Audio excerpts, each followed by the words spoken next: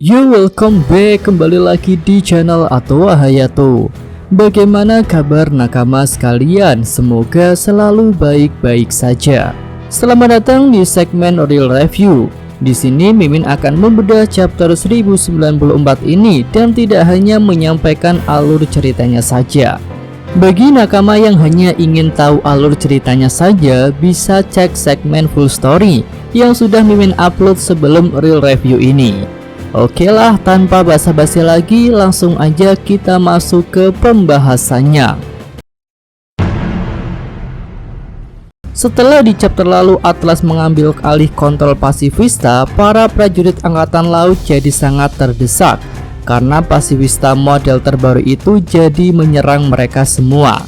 Dan akhirnya Gorosei Saturn turun tangan untuk mengambil alih kontrol pasifista.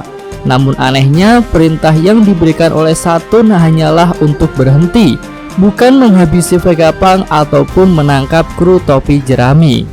Nah, hal ini menunjukkan jika Gorosei Saturn ingin melindungi dua hal. Pertama ya, pasifista itu sendiri karena harganya mahal.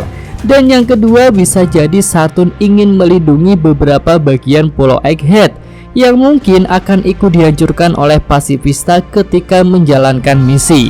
Ya, tentunya terutama bagian pembangkit energi Mother Flame dan juga bagian Punk Record. Ya, di sini kita melihat kemampuan hebat Sanji yang bisa menemukan Bonnie. Sanji menyebut kemampuan itu dengan nama radar wanita.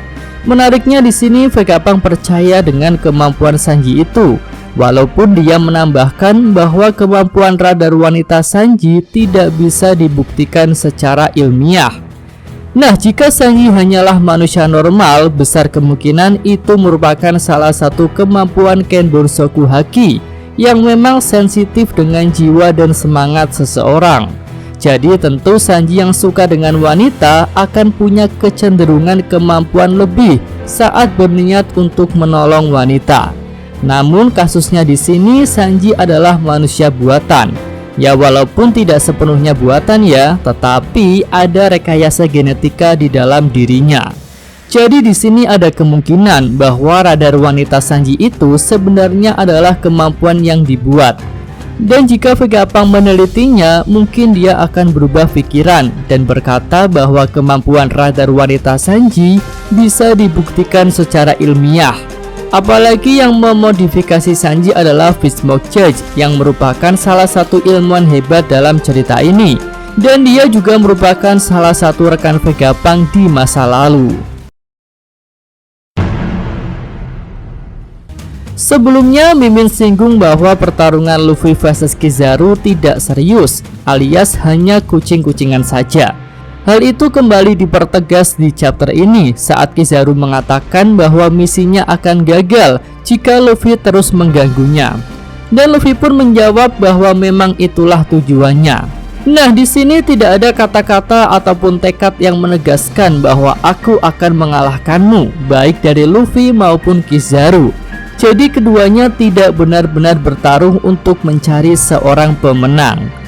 Kemudian satu serangan telak dari Luffy berhasil mengenai kepala Kizaru, dan harusnya itu berdampak besar karena selain menggunakan Fusosoku Haki, serangan telak ke bagian kepala itu juga menggunakan Hausoku Haki.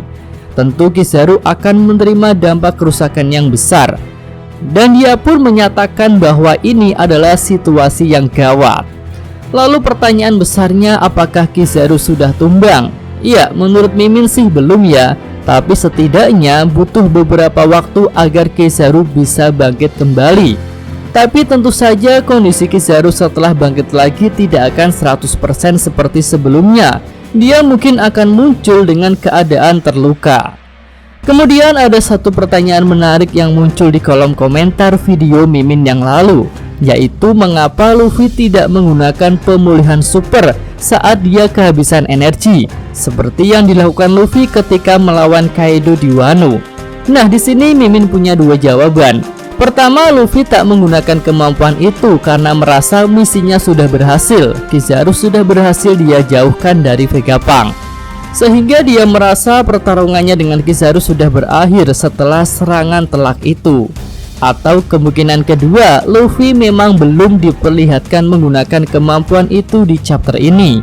Ya, bisa jadi di chapter depan Luffy baru akan menggunakan kemampuan itu. Terlebih lagi saat Luffy menyadari hadirnya sosok Awakening Gorosei Sartun yang punya kekuatan super hebat.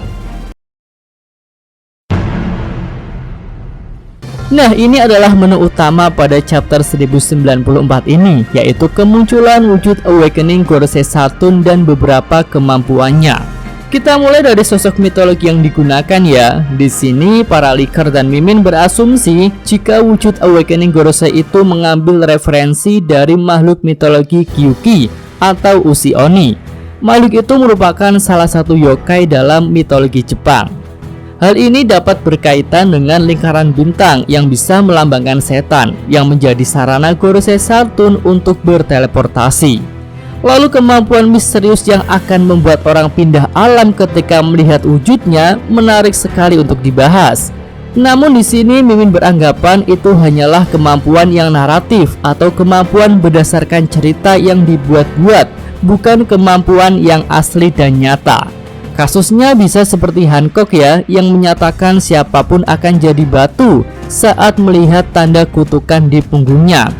Dan ternyata skemanya tidak seperti itu. Tanda itu biasa aja ya, dan orang bisa jadi batu karena kemampuan Hancock. Nah, untuk Gorosei Sartun ini Mimin juga berpikir begitu. Sebenarnya biasa aja saat melihat wujud Awakening-nya. Buktinya Vegapunk dan lainnya juga masih aman-aman saja saat melihat Sartun. Jadi sepertinya Gorosei Sartun hanya tidak ingin para Krocomarin melihat wujudnya. Mungkin ya karena alasan privasi. Dan dia pun akan langsung mengeksekusi para Krocomarin yang melihat wujudnya.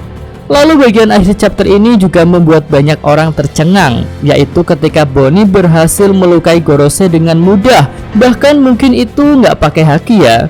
Oke, di sini jika kita perhatikan Gorosei memang dilukai, tapi tidak ada ekspresi sakit ataupun semacamnya.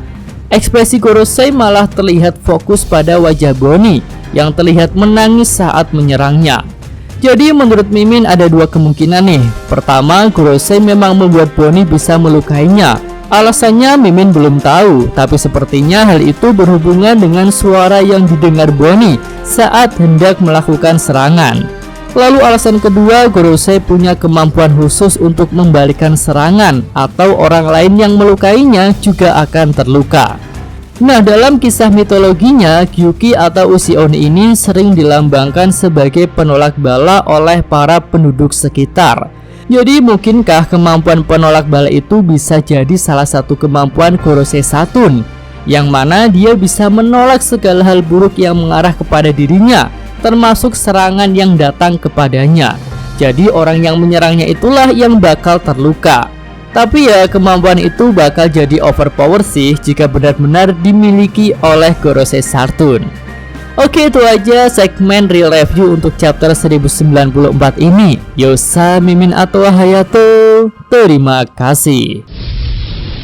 Ya, sampai di sini aja video kali ini. Semoga nakama sekalian menyukainya. Terima kasih udah nonton ya. Jangan lupa like-nya dan subscribe channel Atowa Hayato. Yo!